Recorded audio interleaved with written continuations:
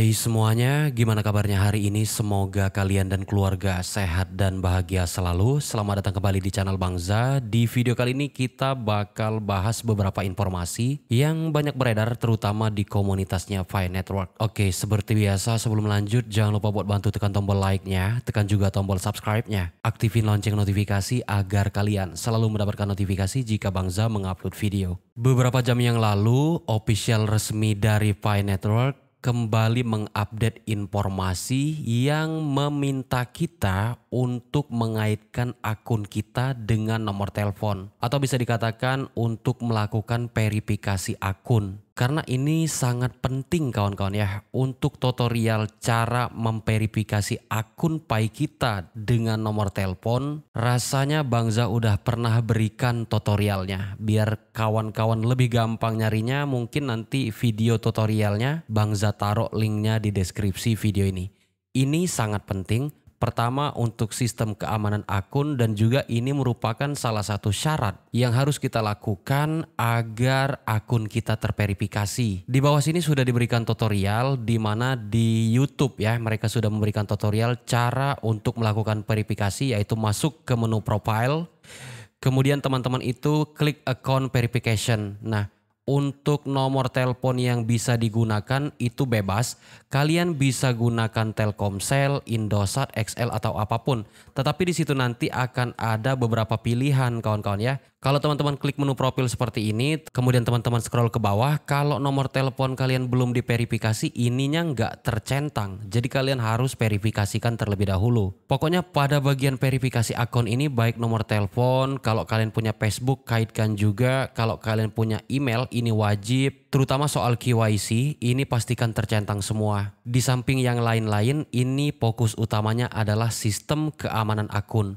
Nah, itu yang diupdate oleh pihak Pi Network melalui official resmi mereka di Twitter. Itu informasi terbarunya. Nah kawan-kawan, di komunitas Fi Network saat ini banyak sekali beredar informasi-informasi yang nggak bisa dipertanggungjawabkan. Gua juga nggak paham sumber informasinya itu dari mana, apakah itu dari ilmu cocoklogi atau gimana. Nggak cuma di Facebook tapi di Twitter juga banyak yang kayak gini. Ini mungkin kalau orangnya nonton, Bangza minta maaf, bukan bermaksud menyinggung, tetapi Bangza hanya ingin meluruskan saja supaya informasi-informasi yang menyimpang dan nggak punya data yang akurat jangan sampai dikonsumsi oleh banyak pioner. Contohnya seperti ini, dia mengatakan yakini apa yang kamu yakini. Jika nomor 2 yang menang, Crypto Pi Network insya Allah bakalan di ACC. Padahal kawan-kawan, urusan capres pemilihan itu nggak ada kaitannya sama Pi Network. Ya mungkin dari beberapa pasangan calon ada yang membawa visi misi tentang blockchain, tentang aset kripto. Itu gambaran secara umum, nggak ada spesifikasi tentang Pi Network. Ya mungkin kalau misalnya gagasan-gagasan dari paslon itu bisa dibawa ke dunia nyata terwujud dan Pi Network udah listing, mungkin Pi Network juga punya dampak yang bagus bisa masuk ke Indonesia secara legal. Untuk saat ini nggak ada kaitannya kayak gitu ya. Jadi jangan sampai terkecoh oleh narasi-narasi seperti ini yang hanya berpondasi dari ilmu cocoklogi. Sebenarnya Bangza tuh saat ini udah menghindar dari yang namanya debat. Apalagi yang namanya Pi Network. Karena percuma saya udah berusaha untuk memberikan data dan fakta sesuai dengan apa yang mestinya terjadi dengan Pi Network. Tapi tetap aja di sebagian orang itu nggak bisa diterima, yang nggak ada paksaan juga. Tetapi benar-benar Bangza udah menghindar dari perdebatan soal Pi Network ini. Misalnya kalian mau bilang kalau misalnya Pokemon itu adalah adiknya Naruto karena dia sama-sama kuning, saya bakal bilang iya, Anda benar. Kalaupun misalnya kalian bilang 5 tambah 5 itu jawabannya adalah 99, saya juga bakal bilang iya, Anda benar.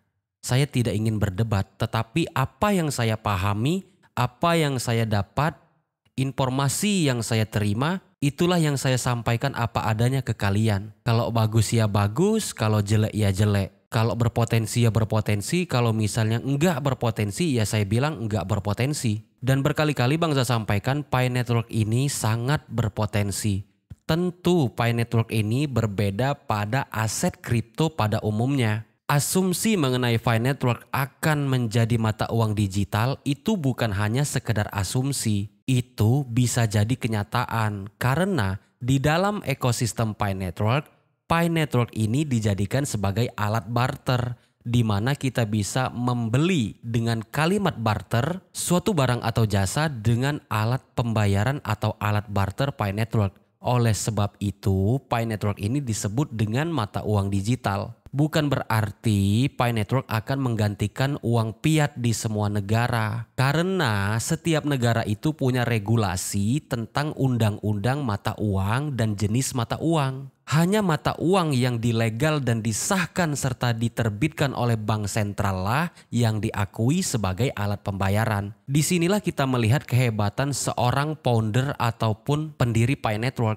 Mereka sama sekali tidak menyebutkan bahwa Pi Network ini sebagai alat pembayaran, tetapi sebagai alat barter. Karena kalau disebut sebagai alat pembayaran, maka Pi Network nggak bisa diterima di beberapa negara, termasuk Indonesia. Karena berbenturan dengan regulasi undang-undang. Makanya dikeluarkanlah istilah barter oleh Dr. Nicholas Kokalis.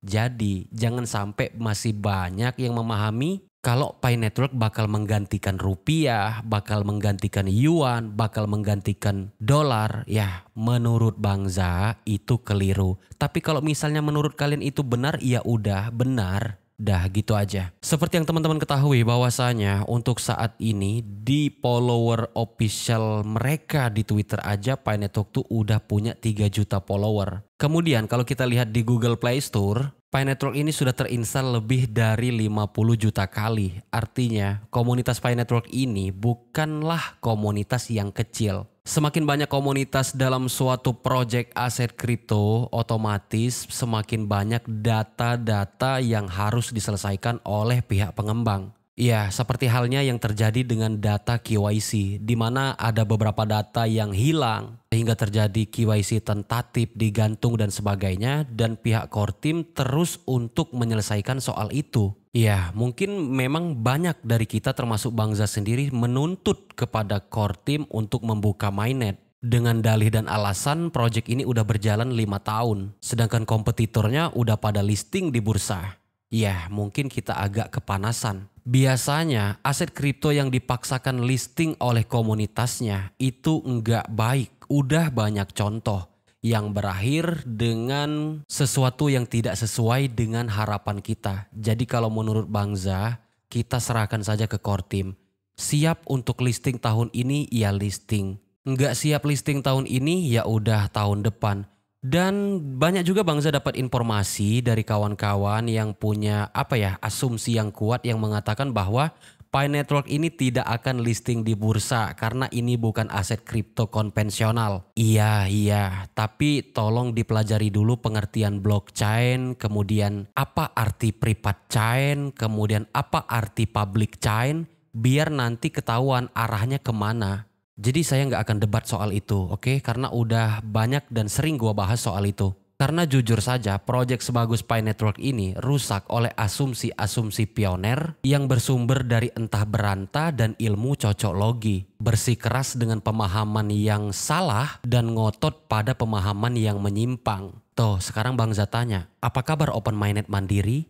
Apa kabar Berli Logistik? Apa kabar yang lain-lain? Padahal di jauh hari dulu Bang Za udah ingatkan kalau nggak ada yang bisa ngebuka open mainnet itu kecuali core team. Yang ada itu adalah kita barter karena posisi kita adalah enclosed mainnet. Jadi itu tetap aja barter, bukan open mainnet mandiri. Nggak usah pakai istilah gitu buat memperbanyak member. Udah gitu aja. Semoga bermanfaat. Terima kasih telah menonton. Sampai jumpa pada video selanjutnya.